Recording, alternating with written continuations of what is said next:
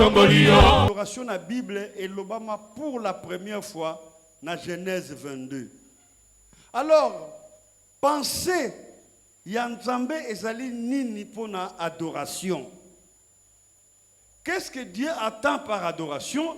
Qu'est-ce que toi tu attends par adoration? Pour na yo adoration ezanini, pour na Nzambe adoration ezanini. Tokoki ko liloba moko, mais tozana makanisi moko te. Amen. Donc tokoki ko prononcer mon moko, mais ezana signification moko te na kati ya mutu na yo na kati ya mutu na ngai. Adoration pour na Nzambe ezanini. Adoration pour na yo ezanini. Adoration pour na ngai ezanini. Abraham abimisi moana pour la première fois na Bible. Nzamba yebisi ye zwa mwana na yo Isaac. Kende na ngomba na olakisa yo. Alors Nzamba alobaki ne mo adoration te. Kende opesela nga mwana wana mbeka. Mais Abraham ayebisi bato misala kenga bokendo tika bino bozela ngai awa ngana mwana toke ko sala adoration. Amen. Donc Abraham a compris que tinda ya Nzambe lokola adoration. Mais adoration oyo Abraham akei ba instrument ezate. Chorale ezate. Ba chantre bazate. Mais Abraham akei adoration. Alléluia. Mbunda ezate. Mais Abraham akei adoration. Alléluia. Est-ce que adoration elingi ko ba musique lente? Non, ce n'est pas ça. Adoration elingi lo ba banda ko sanjola, banda ko loba maloba ya bien et pas na Nzambe? Non, ce n'est pas ça. Alléluia. Mais alors adoration est nini? Jésus, quand tu viens dans Jean chapitre 4, alobi l'heure vient où les vrais adorateurs adoreront le Père en vérité et en esprit. En vérité et en esprit, elingolo banini. En esprit et en vérité ou en vérité et en esprit. Na esprit, na adoration, elingolo banini. Ceux qui ont l'adoration, na esprit, ont direction divine. Nengi Abraham tant que l'adoration, azalaki sous la direction divine. Il y a une compréhension il y a Abraham sur l'adoration, et elle est différente na oyabiso. Tant que Jésus a zolobake, vous adorez ce que vous ne connaissez pas. Il faut adorer en esprit. En esprit, il y a une direction divine. Nzambe akambayo, c'est ce que c'est l'adoration. Amen. Tant que matin ngomba, Abraham alingi azumbeli pour akata Isaac. Donc c'était ça l'adoration. Alléluia. Qu'est-ce que Abraham a compris? Yango wana soki tozongi na ba commentaire hébraïque. Ba texte oyo tozomona tangu Nzambe azoloba prends ton fils, ton unique fils, Isaac. Donc na kati ya ba phrase ya mike wana elingi koloba ke ezali ko bomba masolo ya Abraham na Nzambe. Donc tango Abraham Nzambe azali koloba Abraham azali kozongisa. Alors awa ba komi discussion te mais ba komi seulement ndenge Nzambe alobi. Mais kotala style nango par rapport ya pensée hébraïque, donc on sous-attend que ezalaki dialogue. Et c'est comme ça que Abraham a compris l'essence et adoration pe abimisi mot adoré. Alors adoration elingi loba nini? Adoration elingi koloba ete nyonso nga naza nango eza ya Nzambe. Elamba na lati soki Nzambe te nde na lati yango te. Sapatu na lati soki Nzambe te naza nango te. Donc adoration elingi kotalisa ke moto aza na eloko te. Moto pe aza eloko te. Nzambe moto azali nyonso. Amen. Donc adoration veut dire Dieu est tout, moi je suis rien. Et Dieu peut prendre tout, moi je reste rien. Parce que tout vient de Dieu. Tout appartient à Dieu. Alléluia. Adoration. Amen. Na kati adoration et qu'on permettre yo au ça la expérience ya connaissance ya nzambe. L'adoration amen. Ce qui obandi ko yebi que na adoration nyonso tout o tozana ngona mokili. Mais tokolunga totanga psaume 50 verset 10. Ndeko Esaïe abongisa ki texte akotanga la lombango na kosenga ndeko François abongisa psaume 24 verset 1 rapidement. Ndeko msusu abongisa rapidement kuna na musique Apocalypse 4 verset 11 rapidement. Psaume 50 verset 10. Psaume 50 verset 10. Car tous les animaux des forêts sont à moi, toutes les bêtes des montagnes par milliers. Amen. Banyama nyonso tu eza nango ya ngai. Babakisi kuna nzambe bi soki nazana nzala eske na koyebisa yo. Amen. Do biloko nyonso tozana nango eza nango ya nzambe. Pema tozana nango eza ya nani? Hallelujah. Pema tozana nango eza ya nani? Siko loko nini tozana nango eza ya biso moko. Yango wana adoration ezali omimemi yo nyonso ndengi yo zali pona nzambe azwa lokumu. Adoration ezali yo sili nzambe asa nini amata. Yango zo mona même adoration na lola nzambe a sélectionné bato o bakindo ko sala adoration. Amen. Baza bato oyo bayebi ke nzambe aza nyonso bango baza eloko te. Bango to ke sala adoration na lola. Et c'est tout ceci. Donc adoration est l'ingénieur banan ko yemba. Te. Adoration ne veut pas dire chanter. Te. Adoration veut dire que Dieu est tout, moi je suis rien. Et tout lui appartient. Totangi, Psaume 24, verset 1.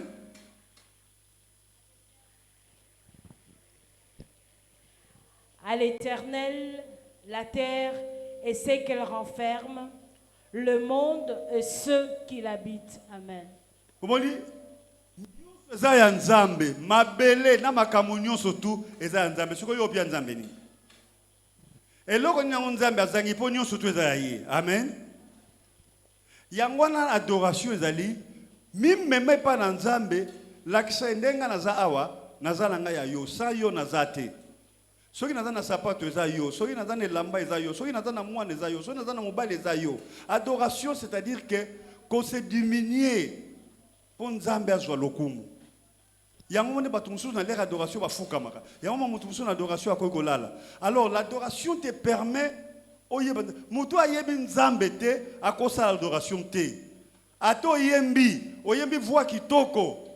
Mais oyebi nzambe te eza l'adoration te. Adoration c'est la connaissance de Dieu d'abord. Et c'est tout ceci. Adoration ezali koyeba nzambe. Et laissez-moi vous dire encore, l'adoration est évolutive. Amen. Adoration est kolaka. Adoration mutekoza la ndenge moko te. Adoration liboso eza ko permettre yo oyeba nzambe aza nani. Ndenge Abraham ayeba ke nzambe aza oyo apesa ye mwana oyo. Azalaki ne na mwana te. Nzambe mutapesa ye mwana. Soki nzambe alobi azwa mwana akozwa mwana. Soki nzambe alobi multiplier mwana wana ko multiplier. Donc nzambe ata nzambe. Abraham ayebelaki nzambe bongo. Et puis ami balé, adoration ko permettre yo oyeba liloba ya nzambe. Amen. Pour nzambe basoloka na ye na liloba na ye. Na liloba na yo teme ya ye. Pour kelaki mokili na liloba nani? Ya ye. Alors on a un problème mokili oyo, la kisa ye liloba na ye. Adoration ko permettre yo oyeba liloba ya nzambe. Alors tant que Jésus a ye, a sali sous un plus d'adoration. Na kati adoration la paternité du Père, la paternité de Dieu. Dieu est Père. Jésus a dit ceux qui adorent le Père. Donc l'adoration, tu vas ko benga nzambe azati ko tu vas ko sosola. Ah oui, donc nzambe aza tata. Amen. Donc tata oyo azali source. Source ya vie na ngai.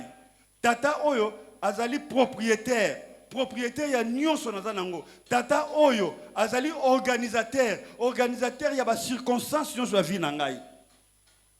Donc l'adoration te permet de comprendre que Dieu est le Père. Père qui est source, Père qui est organisateur. Il y a des circonstances dans la vie. Amen. Alors, eloko moko ko longwa na mutu na ote sanke ye. Bolali? Eloko suki ya moto na we ko longwa te sanke ye. Donc nzambe azali organisateur ya nyonso tout. Adoration zo permettre oyo ba ke nzambe azali organisateur ya nyonso tout. Adoration zo permettre oyo ba ke nzambe azali propriétaire ya nyonso tout. Nento tangi la terre, le monde, nyonso za nango ya ye. Na bato baza ya ye. Amen.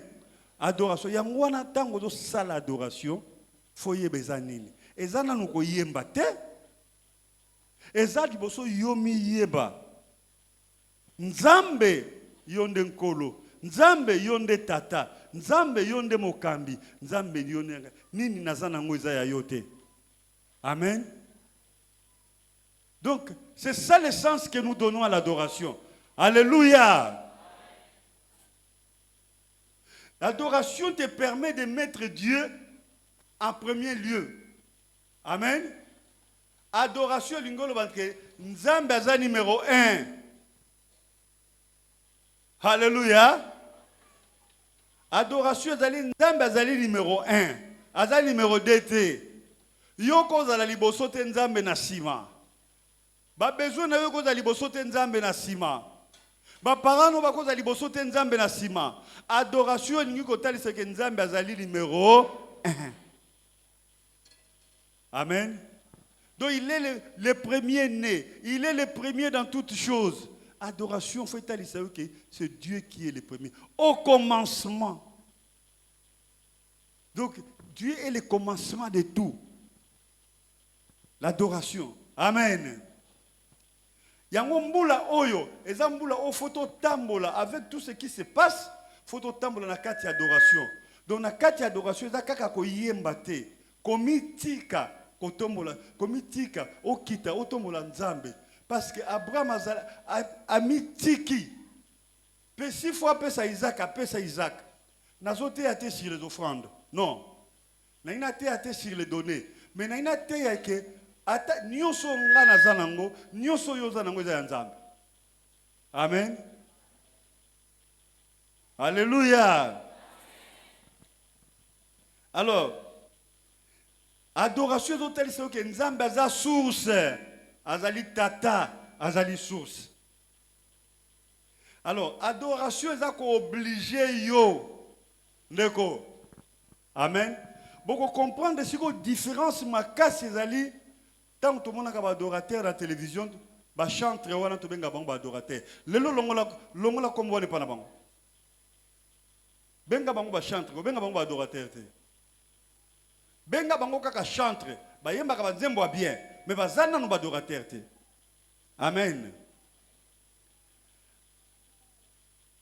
Adoration ezali ko améliorer vie na yo, changement ya vie est comme obligatoire. Yango moni Abraham babenga qui est père de la foi. Parce que akomaki na vie ya ndenge mususu. Adoration et ko changer vie na yo. Adoration avait changé makambo libanda, avait changé bitumba na yo, avait changé makambo vie na yo, makambo belé et ko changer na yo moko. Amen. Donc l'adoration doit venir de toi. Le col les ont 8 à 4 na yo, faut changer yo liboso et ko changer na no libanda na yo te. Amen. Et c'est tout cela.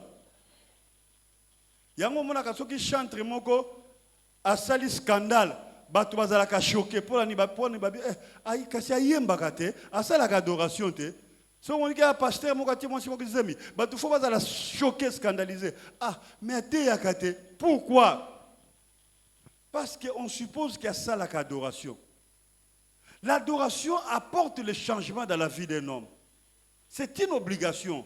Ce qui est adoration est affecté vie na yote et même changement te ozaka ka chantre mais ozaka ça l'adoration te. Alléluia.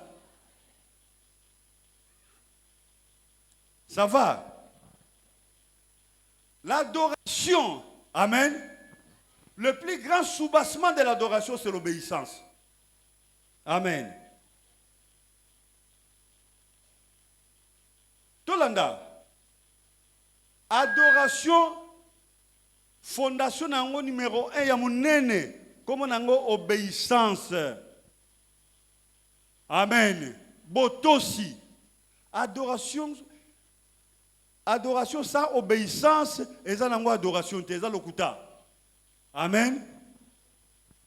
L'adoration produit ou l'adoration marche de pair avec l'obéissance.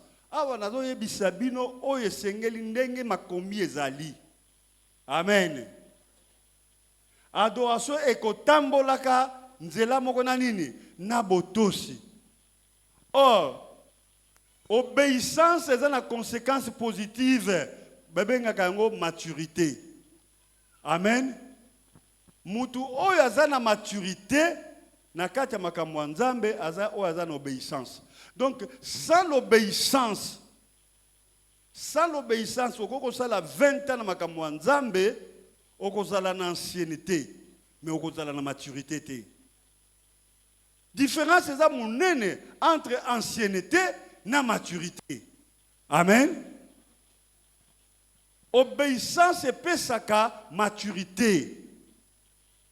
Koumela sans obéissance okozwa ancienneté. Yango Nzambe azolinga biso tozala na botosi. Abraham azaki na botosi. Tango Nzambe ayebisi ye zwa mwana na yo kende ato sambala moko. Abi lokola balobela kinga balobeli Sarate na juye petokei. Amen. Donc adoration ezana moboko to soubassement ya monene comme nango obéissance. Obéissance n'est aboti maturité. Est-ce que tu dois comprendre? Yangwana esengeli moto nyonso ayeba. Bakoki ko bengo pasteur, apôtre, diacre. Mais faut yeba ko adorer Nzambe. Pour yeba ko adorer Nzambe, songolo yeba makambo tolobi. Alors Jésus a yebisa biso Nzambe aza tata, les pères, ceux qui vont adorer les pères. Jésus a bakisi biso connaissance. Oyo Abraham azalaki na ngote. Abraham abengaki Nzambe père te. Jésus a yoko bakisa biso connaissance lisusu. Ayoko bakisa biso élément ya sika na adoration. Nzambe aza tata. Amen. Donc esengeli oyeba ke makambo nyonso tu na se moyo nde totangi na psaume 24 na mokili oyo eza tata na yo. Alors il faut banda kokamwa. Amen. C'est pourquoi tango ozako loba na Nzambe, tango ozako pesa Nzambe, tango ozako salela Nzambe, tango ozako mitike pa na Nzambe, olobi c'est pour l'intérêt de mon père. Yango mona Jésus na âge il y a 12 ans, tango bayoko luka yabi j'ai fait le travail de mon père. Amen. Donc musala ya tata na ngai. Donc Jésus a yebaki adoration déjà bien avant. Alléluia. Alors, obéissance est oui en latin. Et il dit qu'on prêter attention à makasi, qu'on soit attentif makasi na likambo. Amen. Bolanda. Vous avez dit la batu mususu tang mususu. Bozo soana ye mais yazo ta la téléphone na ye. Bozo soana ye yazo so la pe na téléphone. Yo soko za tata na ye to mama ne sepela. Ndenge moko na Nzambe. Obéissance ezaka kokima masumu te. Mais le mot obéissance na sens nango na source nango na latin elingi kolobaka ke il faut ala na attention moko développer et pas ya moto au continent yo. Amen. Bomona ka ba mama mingi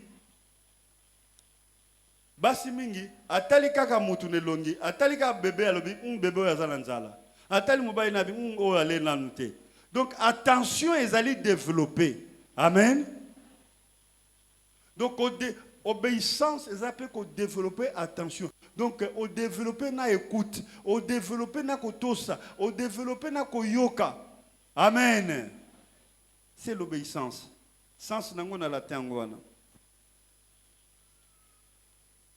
Alors, liboso ya moko moko na biso, tozana banzela mibale. Tozana obéissance, toza pe na désobéissance.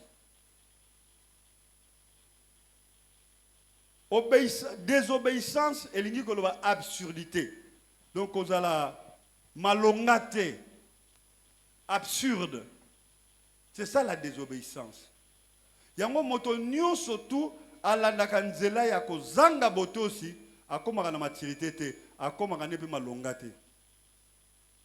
Mbula oyo zala malonga, développer adoration, zala n'obéissance. Alléluia. Alors, tobengami mbula oyo to longa.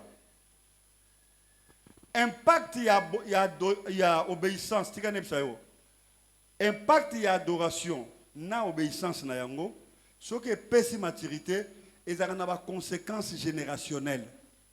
Yango na ke bozana papa moko asaleki nzambe, azalaki obéissance, azalaki nekuta nzambe. Makambo wana elandi tina bakoko. Amen. Parce que koko na bango apesa ki fondement ya bien. Yango zo mona bokesiriza entre biso na Israël. Bango babandaki makambo ya nzambe avant. Soko tali même biso na Congo na ba pays anglophone ya Afrique. Bango babandi makambo ya ba ekodime avant. Biso ekodime ezalaki na mte.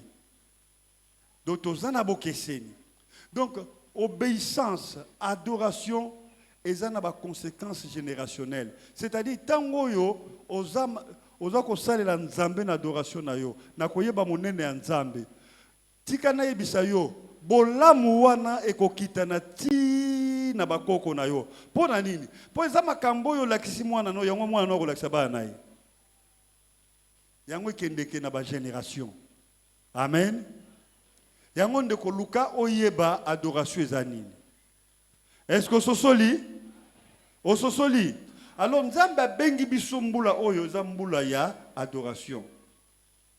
Alors tokotanga rapidement na Jean chapitre 14 verset 15. Totanga na Apocalypse pardon. Apocalypse 4 verset 11. Si matokotanga Jean 14 verset 15.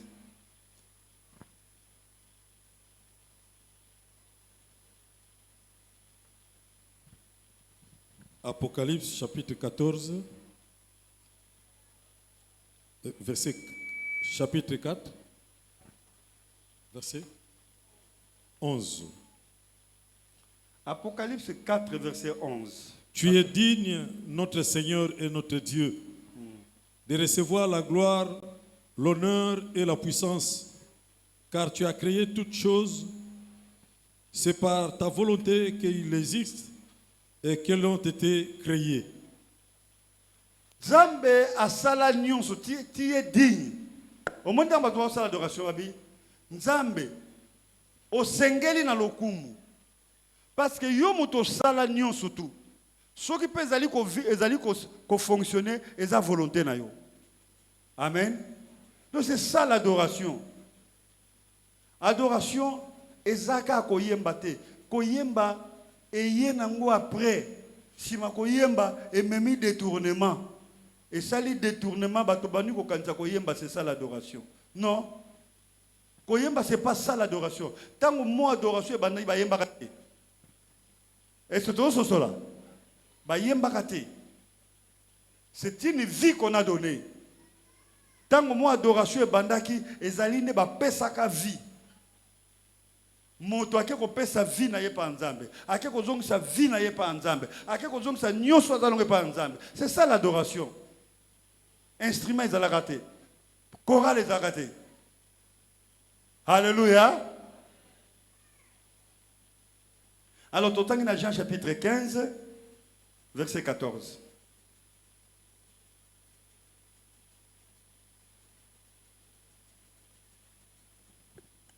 Jean chapitre 15, verset 14. Vous êtes mes amis si vous faites ce que je vous ai... Pardon. Vous êtes mes amis si vous faites ce que je vous commande. Alors, nous avons un peu de traduction sous. Ezaya ngo batangi. Alors, la traduction n'a pas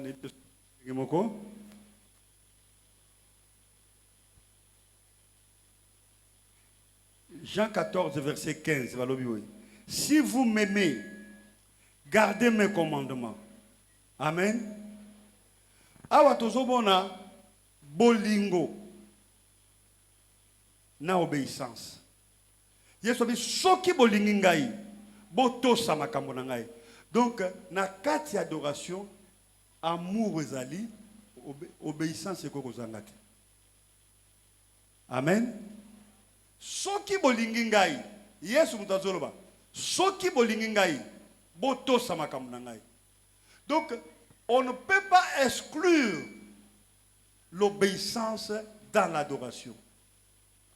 On ne peut pas non plus exclure l'amour dans l'adoration. Amen. Et si l'adoration, c'est quoi encore? Il y a une explication sur l'adoration. C'est accepter la volonté de Dieu à son temps et partout. Amen. C'est ça l'adoration encore. Ndima makamunzambe lobina yo na tanwana. Amen. Donc otosi makamunzambe lobina yo. Ba mususu bazoke do teya bake ko teya na États-Unis. Yo nzambe lobi ke no teya na Mbanzangungu. Olio budo to bio nzambe merci na kenanga Mbanzangungu. Hallelujah. Et nzambe asepeli na yo makasi po ke Mbanzangungu. Donc, accepter la volonté de Dieu, au temps de Dieu. Et c'est ça l'adoration aussi. Si vous m'aimez, gardez mes commandements. Et c'est aussi solide. Yamwana ba na nzambe, ane oyo, posa na motema na ngezali, ozala mutu munene. Na bandeli. Posa motema nanga ozala mutu mo. Alors posa mutu monene c'est l'adoration. Est-ce que tu comprends? Na lobika kate yemba. Ko yemba ekokite za muke na kata adoration. Alléluia. Mbula oeza mbula ya ado. So itolingi to kamba batu minene to sa nini? To adorer. Est-ce que tu comprends quoi adorer ngoza nini? Tu comprends? L'obéissance. Moutou yaza rebelle a sali adoration te. L'adoration n'est pas pour les rebelles. Non. Parce que dans la rébellion, il n'y a pas d'obéissance. Alléluia. Yango yesu azo yebisa mwasi wana abitala. Bino boza ko adorer makambo boyebi na bino te. Faut adorer en esprit. En esprit, c'est-à-dire la direction divine. Et en vérité, c'est la parole de Dieu. Amen.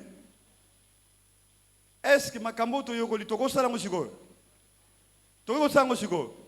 Alors to telema. Banda ko ebisa nzambe. Kolo na sosolite na za lorote yo mdoza nyonso. Na sosolite o nga na za nango yo mto pesa kingai. Na sosolite ezala mbongo, ezala lupango, yo mto pesa ingeza nango ya yo. Na sosolite yo za kolo makambo nyonso tu. Yebisa nzambe makambo yo sosoli.